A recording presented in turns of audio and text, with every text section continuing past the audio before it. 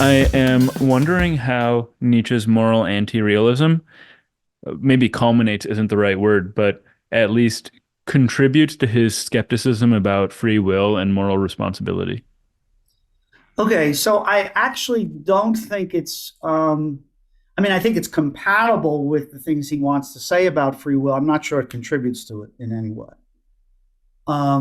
Nietzsche is a skeptic about free will and moral responsibility because of his picture of human psychology, right? That our actions, I'll put it a little too simply, but as you know, I go into this in greater detail in my Moral Psychology with Nietzsche book from 2019. But the simple version of it is he thinks that the conscious mental states that precede our actions are not really the causes of our actions, right? That the real causes lie at a subconscious, unconscious level we're unaware of, right? And in that sense, we are causally determined to do the things we do, right, by mental states that we essentially have no control over whatsoever, and that we may even be entirely unaware of. Right? And the thought is, well, how could you be responsible for doing things that you literally have no control over? You're doing them. There's a recent trend in compatibilist defenses of free will. The compatibilist says the causal determination of the will is compatible with freedom and moral responsibility, right? The historical compatibilist said it's compatible as long as the will is causally determined in the right kind of way. Harry Frankfurt says if you can identify with the mental state that determines your will, then you're free and responsible. And Nietzsche points out the mental state that determines what you actually do, right, is unknown to you, so you can't identify with it at all. Contemporary compatibilists have moved away from this towards a reason responsiveness view, right? So their idea is, well, as long as you're responsive to reasons for and against doing what you do, then you can be responsible for what you do. And the problem, again, for Nietzsche is that the conscious reasons we may or may not be aware of and responsive to are causally inefficacious with respect to what we do, right? So it's literally flotsam on the surface of the ocean. Okay? And this gets into some complicated questions about Nietzsche's epiphenomenalism, about conscious deliberation, but he does deny that conscious deliberation is actually causally effective in bringing about our action. And once you make that move, you have a very hard time explaining how we could be free and morally responsible. So that's kind of a condensed version of that. People who are interested should read chapter 5 of Moral Psychology Yeah. with Nietzsche for a much longer story. Just an aside, I recently read a couple of books by Daniel Dennett, and I saw there was a passage that you quote of Nietzsche's on consciousness from the gay science. And of course, they have, I mean, Dan Dennett is a famous compatibilist. Nietzsche is not. But I was just amazed by how closely Nietzsche's thoughts about the origin of consciousness parallel Dan Dennett's much, much later. And I think you've written that his moral psychology, even though again it's far from contemporary times, it's been empirically confirmed in many ways in the 20th century. So he's very prescient.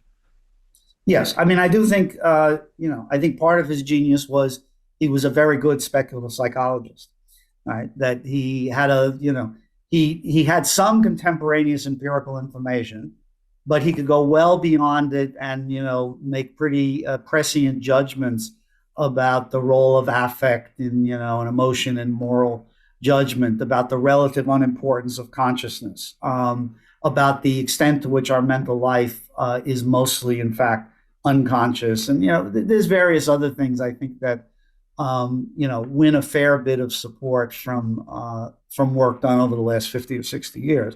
Obviously, that's work someone like Dennett is engaging with directly.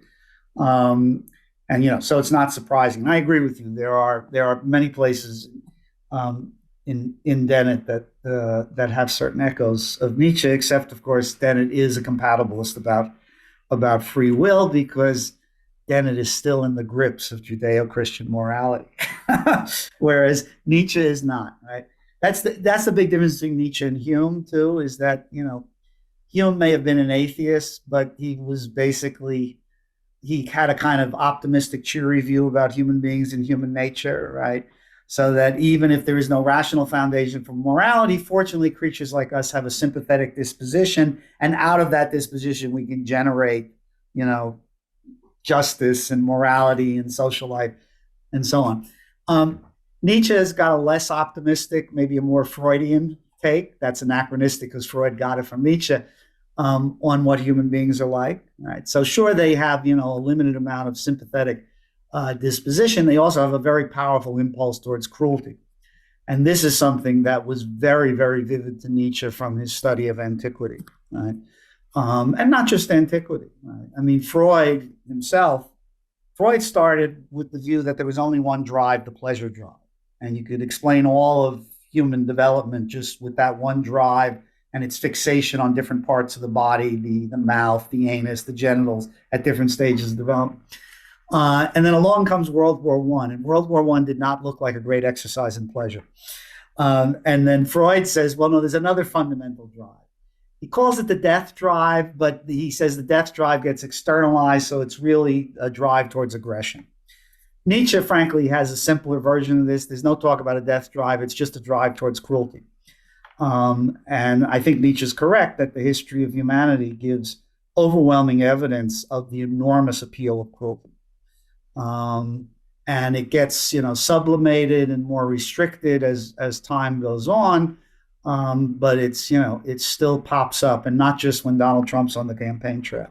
Though you'll notice his cruelty does not turn off a certain segment of his his supporters, right? So it still has a kind of weird purchase on the human psyche.